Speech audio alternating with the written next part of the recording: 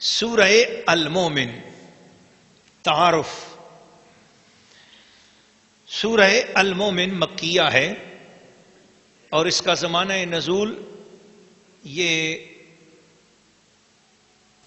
سورت نمبر 59 کے بعد نازل ہوئی، مگر ترتیب میں اس کو 39ویں سورت کے بعد 40ویں نمبر پر رکھا گیا۔ اس کے اندر 9 رکوع ہیں، اس کے اندر 85 آیات ہیں، اس کے اندر 1999 کلمات ہیں، 4960 حروف ہیں۔ 3 چیزوں کا اسپیشل طور پر ذکر کیا گیا۔ مکہ کے کافروں کو خطاب ہے اور دنیا بھر کے کافروں کو بتایا جا رہا ہے اسلام کی دشمنی ہمیشہ، قرآن اور اسلام کی دشمنی سب سے زیادہ جو لوگ کرتے ہیں وہ سیاسی اقتدار والے لوگ۔ سیاست اور حکومت اور تخت کی لالچ ایسی بری چیز ہے کہ یہ دین کی قدر ختم ہو جاتی ہے ان لوگوں کے دلوں میں۔ اللہ تعالیٰ جس کو سلامت رکھے، جس پر اللہ کرم فرمائے، وہ کرسی پہ بیٹھ کے بھی خادم اور نوکر ہوتا ہے، لیکن جب کوئی شخص کرسی پہ چڑھ جاتا ہے تو اس کے دماغ میں یہ خناس آ جاتا ہے کہ شاید اب میرے جیسا کوئی اور نہیں۔ جو اقتدار کا نشہ ہے، حکومت کا نشہ ہے، بہت بری چیز ہے۔ تو دنیا میں جب بھی کبھی اسلام کے اوپر تکلیف آئی ہے تو ہمیشہ سیاسی اقتدار اور دنیا کی ہوس اقتدار والے لوگوں نے ہمیشہ اسلام کو نقصان پہنچایا۔ تو اسی کے حوالے سے گزشتہ زمانوں کی باتیں کی گئیں۔ فرعون کا ذکر کیا گیا، وہ بھی اقتدار والا تھا اور اس نے نبی حضرت سیدنا کلیم اللہ موسیٰ علیہ السلام کے حوالے سے پوری کوشش کر کے کسی طرح حضرت موسیٰ علیہ السلام کے دین کو آگے پھیلنے سے روکنا چاہا اور پوری قوت اس نے استعمال کی، پورا مقابلہ کیا۔ تو ہمیشہ جو دنیا کے جھوٹے اقتدار اور جھوٹے منصب کے لالچی لوگ ہوتے ہیں وہ انبیاء اور ان کی تعلیمات کے مخالف ہوتے ہیں۔ دوسری بات، سرمایہ داری کی ہوس اور سرمایہ داری ہوس زر، جو بہت زیادہ پیسے والے لوگ ہوتے ہیں اور پیسے کی تمنا ہوتی ہے کہ اور زیادہ آ جائے اور زیادہ آ جائے۔ تو اسلام چونکہ زکوٰۃ کا نظام بڑی سختی سے نافذ کرتا ہے۔ سیدنا صدیق اکبر رضی اللہ تعالیٰ عنہ نے فرمایا کہ اگر کسی کے پاس اونٹ کی رسی بطور زکوٰۃ رکھی ہوئی ہوگی اور وہ نہ دینا چاہے گا، میں اس اونٹ کی رسی چھیننے پر جہاد کروں گا اور وہ رسی اس سے چھین کر رہوں گا۔ تو جو سرمایہ دار لوگ ہوتے ہیں وہ بھی اللہ کے راستے میں خرچ نہ کرنے کی جو ان کے اندر عادت ہوتی ہے، وہ اپنے مطلب کی خاطر تو کروڑوں روپے خرچ کر لیں گے، اپنی کرسی، اپنے اقتدار، اپنے الیکشن، اپنی ضروریات اور اپنے دھونس دھاندلی اور اپنے للے تللوں کے لیے لاکھوں خرچ کریں گے، لیکن اللہ کے راستے میں خرچ کرتے ہوئے ان کو تکلیف ہوگی۔ سو اس وجہ سے وہ بھی دین کے دشمن ہوتے ہیں، قرآن کے دشمن ہوتے ہیں، اللہ کے نبیوں کے دشمن ہوتے ہیں، اللہ کے دشمن ہوتے ہیں، اور ان کی وجہ سے بھی دین کا کام پھیلنے میں رکاوٹ ہوتی ہے۔ تیسری بات ہے باطل دین کے مبلغ یا باطل دین کا پیشوا۔ یعنی اب صاف بات ہے، اسلام جب بات کرے گا اللہ کے ایک ہونے کی، اور یہ بات جب ہندو سنے گا تو وہ کبھی آرام سے تھوڑی سنے گا۔ جب اللہ کی توحید کی بات سنے گا تو مندروں کے جو چڑھاوے ہیں وہ بند ہوں گے، مندروں کی جو پوجا ہے وہ بند ہوگی۔ تو توحید کا ماننے والا جب کوئی اللہ کے بارے میں بات کرے گا کہ اللہ ایک ہے، تو سمجھ لے کہ اب شیطان کے ماننے والے اور پجاری اس کے دشمن ہو گئے، اور اب اسے ان دشمنوں کا مقابلہ بھی کرنا ہے اور اپنے اللہ کے نام کو بلند بھی رکھنا ہے۔ تو اس حوالے سے جو دین کے راستے میں سب سے زیادہ رکاوٹ آتی ہے وہ بھی باطل پیشواؤں کی طرف سے آتی ہے، کیونکہ ان کا ایک اپنا ان کے ذہن میں دنیا ہی دنیا تو ہوتی ہے۔ وہ اپنے ذہن میں سمجھتے ہیں کہ اگر ہمارے عقیدت مند ہمیں چھوڑ کر چلے گئے، ایک اللہ کو ماننے والے ہو گئے، تو پھر مندر میں مورتیاں ہوں گی اور ہم ہی ہوں گے، اور کون ہوگا؟ تو پھر وہ اپنی مورتیوں اور اپنے جھوٹے اپنے شرک کو بچانے کے لیے پھر ہر قسم کا حربہ استعمال کرتے ہیں توحید والوں کے خلاف، اللہ تعالیٰ کے ایک ماننے والوں اور خصوصاً رسول پاک کے عاشقوں کے خلاف۔ اور میں نے دیکھا ہے دنیا بھر میں کہ ایسے وہ لوگ جو صرف توحید کی بات کریں اور رسول پاک صلی اللہ علیہ وسلم کے ادب کی بات نہیں کرتے. ہندو ان کو کچھ بھی نہیں کہتے, ہندو ان سے مخالف نہیں ہے. اور میں نے دیکھا کہ اور کئی کافروں کو بھی میں نے دیکھا کہ وہ جو صرف اللہ کی بات کریں اور رسول پاک صلی اللہ علیہ وسلم کی بے ادبی اور گستاخی کرتے ہیں, کافر لوگ ان کو کچھ نہیں کہتے. کافروں کو سب سے زیادہ جو برے اور لگتے ہیں اور جن کے اوپر ان کو تکلیف ہوتی ہے وہ لوگ ہیں جو اللہ کو ایک مانتے ہیں اور اس کے محبوب کا درود و سلام بھی پڑھتے ہیں, اس کے محبوب کی نعتیں بھی پڑھتے ہیں. تو ان لوگوں سے تکلیف ہوتی ہے. تو قرآن مجید ایسے لوگوں کے لیے کہتا ہے قل موتوا بغیظکم, اے محبوب فرماؤ پھر ایسے گستاخوں کو مرو اپنے غصے میں, اپنی جلن میں مرتے ہو تو مر جاؤ, ہم تو نبی کا نام لیتے رہیں گے, ہم تو نبی کا جھنڈا بلند کرتے رہیں گے, نبی کے نام کا جلوس نکلتا رہے گا, نبی کے نام کی محفلیں سجتی رہیں گی, اللہ کی توحید کی شمع بھی ہم روشن کریں گے انشاءاللہ العزیز, اور نبی کے میلاد کا چراغ بھی ہمیشہ چراغاں چل کرتا رہے گا, چراغاں ہوتا رہے گا انشاءاللہ العزیز. تو یہ سورت, پوری سورت انہی مفاسد کی اصلاح, دین حق کے بول بالا کے لیے ایمان والوں کی ہر طرح کی مدد کی جاتی ہے اور بتاتی ہے یہ سورت. حضرت سیدنا موسیٰ علیہ السلام کا ذکر کیا, اور درج بالا تینوں جو معاملات ہیں وہ ان کی شخصیت میں پائے جاتے ہیں, کیونکہ ان کو بیک وقت فرعون سے بھی مقابلہ کرنا پڑا, وہ سیاسی اقتدار کی بات ہو گئی. حامان سے مقابلہ کرنا پڑا, وہ سرمایہ دار سے مقابلہ ہو گیا. اور قارون سے مقابلہ کرنا پڑا کہ قارون جو تھا وہ اس کے پاس خزانے تھے, پیسہ تھا, دولت تھی, اور وہ دولت اور پیسہ وہ پوجا جو فرعون کا وہ پوجا ہوتا تھا اس کے نذرانے جمع کرتا تھا. تو قارون باطل مذہب کا پیشوا, بلمباور باطل مذہب کا پیشوا, اور سرمایہ دار وہ حامان, فرعون سیاسی اقتدار. تو یہ تینوں مل کر حضرت موسیٰ علیہ السلام کے خلاف ایک بہت بڑا, آپ کی رسالت کے سامنے ایک بہت بڑا یہ چیلنج تھا, اور بہت بڑا ایک آپ کے لیے ایک مقابلہ تھا. حضور پر یہ سورت کیوں نازل کی گئی؟ حضور مکہ میں تھے, بالکل اسی طرح سرکار دو عالم صلی اللہ علیہ وسلم کے سامنے بھی یہی تین قسم کے لوگ تھے. ایک ابو جہل اور اس کی جو اتنی پارٹی تھی, یہ وہ لوگ تھے جو یہ کہتے تھے کہ اگر ہم نے کلمہ پڑھ لیا تو پھر ہماری سیادت میں ہماری جو چودرا, وہ فرعونی سوچ ان کی تھی. سو حضور علیہ الصلوۃ والسلام کو وہ قصہ سنا کر تو یہاں کے لیے, مکہ شریف کے لیے, اور پورے عالم دنیا میں, پورے جہان میں جہاں جہاں کہیں فرعون بستے ہیں ان سب کی ذہنیت اور مینٹلٹی بتا کر مسلمانوں کی تربیت کی جا رہی ہے کہ مسلمانوں, تم نے ان لوگوں کے خلاف کس طریقے سے کام کرنا ہے اور کس طرح تم نے دین حق کا بول بالا کرنا ہے, اور ان زمانے کے فرعونوں سے ڈرنا نہیں ہے. پھر ہوس اقتدار, ابو سفیان اور اس کی وہ جو لوگ ہیں, اس طرح کے لوگ جن کو اقتدار کی بھی لالچ تھی اور سرمایہ دار اور پیسے والے لوگ بھی تھے, تو ان لوگوں کا بھی موازنہ حامان کے ساتھ کیا جا رہا ہے. اور پھر باطل دین کے مبلغ اور پیشوا وہ لوگ تھے جو بتوں کے پجاری تھے. اور میں نے آپ کو گزشتہ صورتوں میں بتایا بھی کہ وہ رسول پاک صلی اللہ علیہ وسلم کے پاس آئے کہ یا رسول اللہ 1 سال تک کے لیے ہمیں جو ہے نا ان کا نذرانہ لینے دیں, اور کوئی ایسی بات کر دیں کہ بھئی ہمارے بتوں کے خلاف وہ نہ جاتی ہو, کچھ تھوڑا سا ہمارے لیے بھی کوئی بات ایسی کہہ دیں. تو اس طرح کے لوگ بھی تھے جو باطل مذہب کے پیشوا تھے. حضور صلی اللہ تعالی علیہ وسلم نے بالکل یکسر ان کا انکار کیا.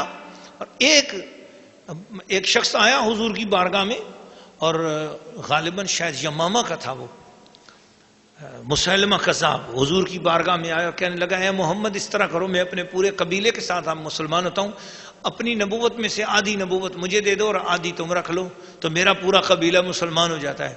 نبی پاک علیہ الصلوۃ والسلام نے زمین سے ایک تنکا اٹھایا اور تنکا اٹھا کے کہا کہ تو اگر کلمہ پڑھنے کے وجہ یہ تنکا مانگنا چاہے تو میں تجھے تنکا بھی نہیں دوں گا, کلمہ پڑھنا ہے تو صرف اللہ کی رضا کی خاطر کلمہ پڑھ. بعد میں وہ چلا گیا اور اس نے جا کر جو ہے وہ یمامہ میں جا کر اس نے وہ کہہ دیا کہ بھی میں بھی نبی، اس نے نبوت کا دعویٰ کر دیا جھوٹا. پھر اس کے خلاف جنگ جو ہے وہ حضرت سیدنا ابو بکر صدیق رضی اللہ تعالیٰ عنہ نے کی، اور حضرت صدیق اکبر رضی اللہ تعالیٰ کے زمانے میں پھر وہ مارا گیا. تو ایسے لوگ بھی تھے. تو اس صورت میں ان سب لوگوں کے ساتھ کس طرح طریقہ کار کرنا ہے اور ان لوگوں کی جو حقیقت ہے وہ بھی بتائی گئی، اور اسلام کی حقانیت کو بھی سامنے رکھا گیا. اس صورت کے خواص سن لیجئے. جن لوگوں کا شوگر کنٹرول میں نہ ہوتا ہو، اور جیسے یہ ڈر ہو کہ اعضاء کٹ جائیں گے، شوگر زیادہ بڑھ گئی ہے تو کوئی جسم کا کوئی حصہ کاٹنا پڑ جائے گا، یا چوٹ لگ جائے تو پھر وہ جلدی زخم ٹھیک نہ ہوتا ہو، ان لوگوں کے لیے یہ صورت بہت ہی قیمتی چیز ہے. سورہ المومن، اس صورت کو وہ ایک مرتبہ روزانہ پڑھیں، اور پڑھ کر پانی پر دم کریں، اپنے پورے بدن پر چھڑکیں بھی اور پئیں بھی.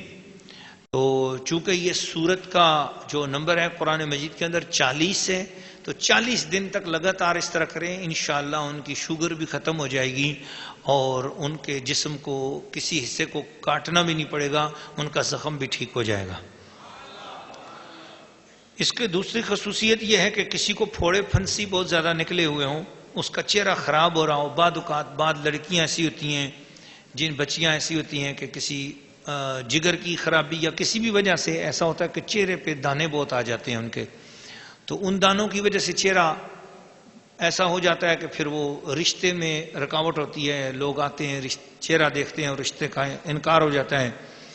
تو یا بعض عورتوں کو دانے ہوتے ہیں، بعض عورتوں کو کوئی خارش کی تکلیف بھی ہوتی ہے بہت زیادہ. تو اس حوالے سے روزانہ ایک مرتبہ اس سورت کو پڑھیں، پانی پر دم کریں اور پیئے، اور چہرے پر بھی پانی ملے. انشاءاللہ العزیز چہرے کے پھوڑے پھنسیاں جو کسی بھی دوائی سے ٹھیک نہیں ہوتی، انشاءاللہ اس کی برکت سے وہ ٹھیک ہو جائیں گی، اور چہرہ حسین بھی ہو جائے گا، خوبصورت بھی ہو جائے گا. بعد ایسے لوگ ہوتے ہیں کہ اللہ تعالیٰ نے چہرہ مورا تو اچھا بنایا ہے، لیکن ان کے چہرے میں کشش نہیں ہوتی. کوئی دیکھتا ہے تو اس کو پیار نہیں آتا ان پہ، یا ایسے. تو اس بنا پر وہ لوگ جو ہے نا رشتوں سے محروم ہوتے ہیں. رشتے آتے ہیں مگر بس چہرہ دیکھا چلے گئے، رشتہ نہیں ہو پاتا بچوں کا بچیوں کا. تو ایسے لوگ اگر اپنے حسن میں اضافہ چاہیں، اور مرد حضرات اپنی صحت میں اضافہ چاہیں، تو یا وہ جو خواتین کی جائز ضرورت نہ پوری کر سکیں وہ مرد حضرات بھی اگر طاقت چاہتے ہوں، تو ان سب کے لیے کہ ایک مرتبہ اس سورت کو روزانہ تلاوت کریں. ایک مرتبہ تلاوت کرنے کی برکت سے 40 دن کے اندر اندر چہرے میں حسن بھی آ جائے گا، اور جن بچیوں کا رشتہ چہرے کی کشش نہ ہونے کی وجہ سے ان کے چہرے میں کشش بھی آ جائے گی، ان کو بھی رشتہ مل جائے گا. اور جن مردوں کے اندر طاقت نہیں رہی عورتوں کی جائز ضرورت پوری کرنے کے لیے، اللہ پاک ان کو بھی 40 دن کے اندر اندر جائز ضرورت پوری کرنے کے لیے طاقت بھی عطا فرما دے گا.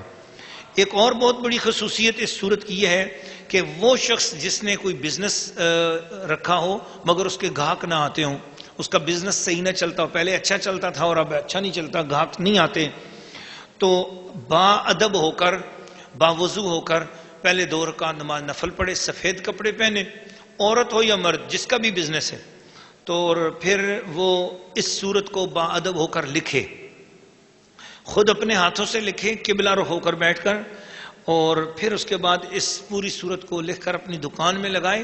اللہ پاک غیب سے گاہک بھی بھیجے گا، خوب نفع ہوگا، اور اللہ تعالیٰ اس کی تجارت میں بہت برکت عطا فرمائے گا. سورہ المؤمن، رکوع نمبر 1، تلاوت. بسم اللہ الرحمن الرحیم، اللہ کے نام سے شروع جو نہایت مہربان رحم والا.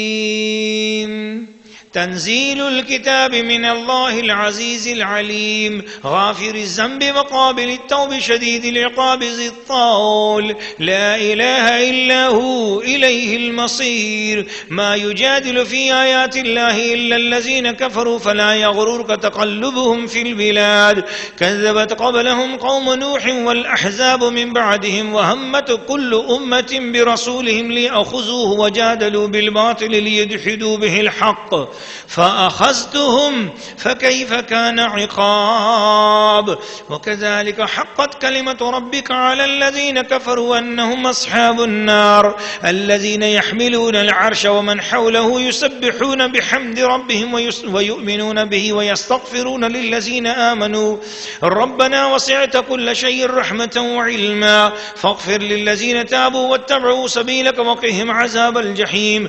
ربنا وأدخلهم جنات عدن التي وعدتهم ومن صلح من آبائهم وأزواجهم وذرياتهم إنك أنت العزيز الحكيم وقهم السيئات ومن تق السيئات يومئذ فقد رحمته وذلك هو الفوز العظيم. سورہ المؤمن رکوع نمبر 1 ترجمہ کنز الایمان. حامیم، یہ کتاب اتارنا ہے اللہ کی طرف سے جو عزت والا، علم والا، گناہ بخشنے والا اور توبہ قبول کرنے والا، سخت عذاب کرنے والا، بڑے انعام والا. اس کے سوا کوئی معبود نہیں، اسی کی طرف پھرنا ہے. اللہ کی آیتوں میں جھگڑا نہیں کرتے مگر کافر. تو اے سننے والے تجھے دھوکہ نہ دے ان کا شہروں میں اہلے گہلے یعنی اتراتے پھرنا. ان سے پہلے نوح کی قوم اور ان کے بعد کے گروہوں نے جھٹلایا اور ہر امت نے یہ قصد کیا کہ اپنے رسول کو پکڑ لیں اور باطل کے ساتھ جھگڑیں کہ اس سے حق کو ٹال دیں. تو میں نے انہیں پکڑا، پھر کیسا ہوا میرا عذاب. اور یوں ہی تمہارے رب کی بات کافروں پر ثابت ہو چکی ہے کہ وہ دوزخی ہیں. وہ جو عرش اٹھاتے ہیں اور جو اس کے گرد ہیں اپنے رب کی تعریف کے ساتھ اس کی پاکی بولتے اور اس پر ایمان لاتے اور مسلمانوں کی مغفرت مانگتے ہیں. اے رب ہمارے، تیرے رحمت و علم میں ہر چیز کی سمائی ہے، تو انہیں بخش دے جنہوں نے توبہ کی اور تیری راہ پر چلے اور انہیں دوزخ کے عذاب سے بچا لے. اے ہمارے رب، اور انہیں بسنے کے باغوں میں داخل کر جن کا تو نے ان سے وعدہ فرمایا ہے، اور ان کو جو نیک ہوں ان کے باپ دادا اور بیویوں اور اولاد میں، بے شک تو ہی عزت و حکمت والا ہے. اور انہیں گناہوں کی شامت سے بچا لے، اور جسے تو اس دن گناہوں کی شامت سے بچائے تو بے شک تو نے اس پر رحم فرمایا، اور یہی بڑی کامیابی ہے. سورہ المؤمن رکوع نمبر 1 تفسیر. اللہ کے پیارے بندو، اب آگے مسلسل جتنی صورتیں آ رہی ہیں، تقریباً 6 یا 7 صورتیں یہ ہیں جن کے شروع میں حامیم کا کلمہ آئے گا، یہ آیت مقدسہ آئے گی. حضور علیہ السلام نے ان کو فرمایا تھا یہ حوامیم، کہ یہ حوامیم سے مراد یہ حامیم سے شروع ہونے والی صورتیں گزشتہ تمام آسمانی کتابیں حضور صلی اللہ علیہ وسلم نے فرمایا ان سب کا خلاصہ اللہ تعالیٰ نے ان 6-7 صورتوں کے اندر اتار دیا ہے. اب اگر آپ میں سے کوئی شخص تورات پڑھنا چاہتا ہے تو وہ بھی انہی حوامیم میں ہے، زبور پڑھنا چاہتا ہے تو وہ بھی ان میں ہے، صحف ابراہیم بھی انہی میں ہے، حضرت ادریس کے صحیفے اس میں ہیں، حضرت موسیٰ کلیم اللہ کے صحیفے اس میں ہیں، تورات اس میں ہے، زبور اس میں ہے، انجیل اس میں ہے. آسمان سے 313 رسولوں پر جو صحیفے کتابیں نازل ہوئی وہ سب کی سب ان 7 صورتوں کے اندر اللہ کریم نے بیان فرما دی ہیں. لہٰذا اب اگر آپ کے سامنے وہ آ بھی جائیں تو پھر ان کی آپ کو کوئی ضرورت اور حاجت نہیں ہے. آج ہمارے سامنے اگر بائبل کو لے آئے، اگر آج ہمارے سامنے کوئی تورات لے آئے، پھر اس تورات کی ہمیں حاجت نہیں ہے. ہمارے لیے قرآن کی یہ حامیم سے شروع ہونے والی صورتیں جو کافی ہیں، بس ان صورتوں کو انشاءاللہ ہم پڑھیں گے، ہمیں ساری آسمانی کتابوں کا فیض اس میں سے آ جائے گا. پھر اس کے بعد اس سورہ المومن کی دوسری آیت میں ارشاد فرمایا تنزیل الکتاب من اللہ العزیز العلیم. یہ جو کتاب نازل ہوئی ہے قرآن، یہ اس اللہ کی طرف سے ہے جو عزت والا، علم والا، گناہوں کو بخشنے والا، توبہ کو قبول کرنے والا، سزا دینے والا، انعام دینے والا. لا الہ الا ہو، نہیں ہے کوئی بھی معبود مگر اللہ الیہ المصیر، اسی کی طرف پلٹنا ہے. فرمایا ایمان والوں، کلمہ پڑھنے والوں، رسول پاک کی نسبت والوں، رسول اللہ صلی اللہ علیہ وسلم کے دین کو قبول کرنے والوں، قرآن پڑھنے والوں، دنیا والوں کی دنیاوی ترقی سے متاثر نہ ہونا، مسلمانوں کی غریب جھونپڑیوں پر حقارت کی نظر نہ ڈالنا، اور کہیں کافروں کی اونچی کوٹھیوں سے متاثر نہ ہو جانا. میری نظر میں کسی گستاخ اور بے ادب، منکر قرآن، منکر رسول کے اونچے محل سے زیادہ اس فقیر کی جھونپڑی مجھے اچھی لگتی ہے جس کے اندر کوئی عاشق رسول غریب رہ رہا ہو.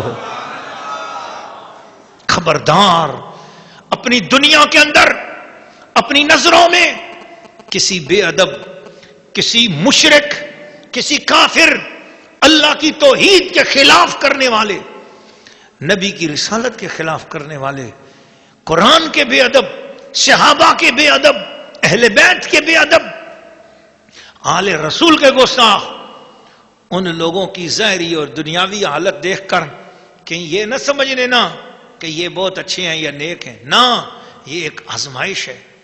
میرے پیارے بندے، ان کی کوٹھیوں سے زیادہ، ان کی دنیا سے زیادہ تیری مسکینی مجھے اچھی لگتی ہے. ان کے خوبصورت برتنوں سے زیادہ تیرے ٹوٹے ہوئے برتن مجھے اچھے لگتے ہیں. ان کے اونچے اونچے اور مہنگے مہنگے کپڑوں سے زیادہ تیری بچی کا پھٹا ہوا دوپٹہ میری نظر میں زیادہ عزت والا ہے. اے مسلمان، تیری غریب بچی کے سر پہ اگر پھٹا ہوا دوپٹہ پہنا ہے تو مجھے کسی کافر اور مشرک عورت کے کروڑوں روپے کے لباس میں اگر وہ سونے کے ساتھ ٹانکے ہوئے ہیں تو وہ جہنم کی آگ ہیں، ان سے مجھے کوئی پیار نہیں ہے. لیکن اے مسلمانوں کی غریب بچی، تیرے پاؤں میں پھٹی ہوئی جو جوتی پہنی ہوئی ہے وہ میری نظر میں زیادہ عزت والی ہے، اس لیے کہ تیرے سینے میں میرے محبوب کا کلمہ موجود ہے، اس لیے کہ تیری زبان پر اللہ کی توحید کا نعرہ بلند ہوتا ہے، اس لیے کہ تیری زبان پر مصطفیٰ کا درود و سلام جاری ہوتا ہے، اس لیے کہ تو قرآن کھول کر قرآن کو پڑھتی ہے. اس لیے لوگوں، اپنی غربت پر کہیں مایوس نہ ہونا کہ تم غریب ہو تو شاید پتہ نہیں تمہاری رب کی نظر میں تمہاری کوئی عزت ہوگی یا نہیں ہوگی. نہ، یہ بات نہ اپنے دل میں سوچنا. میں دنیا کی دولتوں کی بنا پر کسی کو عزتیں نہیں دیتا، میں تو محبوب کی نسبتوں کی بنا پر عزتیں عطا کرتا ہوں. جس کی جتنی جتنی نسبت میرے محبوب کے ساتھ ہو اتنا اتنا اس کو انعام اور اکرام ملتا چلا جائے گا. اس لیے عورتوں میں بھی عورتیں یہ نہ تصور کریں کہ شاید فلانی بہت زیادہ پیسے والی ہے تو اس پر اللہ کا بڑا کرم ہے. نہ، عورتوں میں تو خصوصاً یہ بیماری پائی جاتی ہے کہ وہ دنیا کی ترقی کو سمجھتی ہیں، یہ اللہ راضی ہوا ہے تو اتنے بڑے پیسے آئے نا، اللہ راضی ہوا ہے تو اتنی دولت ہے. خبردار، قرآن کی آیت، عورتوں تمہیں اپنی اصلاح کر لو، زندگی بھر کے لیے اپنا کنسپٹ ٹھیک کرو. دولت کوئی معیار نہیں رکھتی اللہ کے ہاں، بس یہ ایک دنیا میں ایک وقت گزارنے کے لیے ایک ذریعہ ہے بس، زیادہ سے زیادہ. اللہ پاک حلال کی کثیر دولت عطا فرمائے اور حرام کی تھوڑی سے بھی ہم سب کو بچائے. لیکن ایک بات یہ ہے کہ دولت خود کچھ بھی نہیں ہے، اس کا استعمال بندے کو غلط یا صحیح کر دیتا ہے. اگر دولت ہے، بہت ہے، لیکن ساتھ عاجزی بھی ہے، غریبوں سے پیار بھی ہے، مسکین لوگوں سے محبت بھی ہے، اپنے سے چھوٹے لوگوں کا خیال بھی ہے، تکبر نہیں ہے، تو پھر وہ دولت بھی بہت اچھی ہے. لیکن اگر دولت ہے اور غریب لوگوں کو نفرت سے دیکھے، وہ عورت جو ہے نا وہ اپنے ساتھ کسی کو بیٹھنے نہ دے، چھوڑو جی میں بڑے پیسے والی ہوں اور فلانی تو غریب ہے، تو پھر یاد رکھنا کہ یہ چیز اللہ کو پسند نہیں ہے. اللہ تعالیٰ اپنے محبوب کے صدقے ہم سب کو دنیا اور آخرت میں جو کچھ بھی عطا کرے نسبت محبوب والا عطا فرمائے، نسبت رسولی عطا فرمائے.